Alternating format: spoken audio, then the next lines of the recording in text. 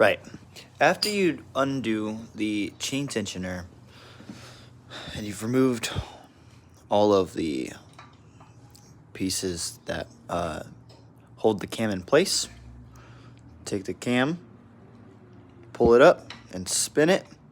Using your other hand, it will come right out. That's the easiest way to take care of your cams. Go ahead and get those out. I'll show you the next part. Right. I've got the cams out. Now we have the chain. Doesn't really matter what you do with the chain. Hang it, drop it, whatever.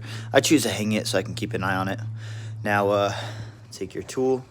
We're gonna go ahead and undo all of these.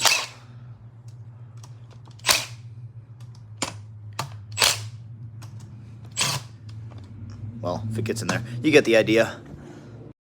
The plate is off. Go ahead and remove the chain tensioners.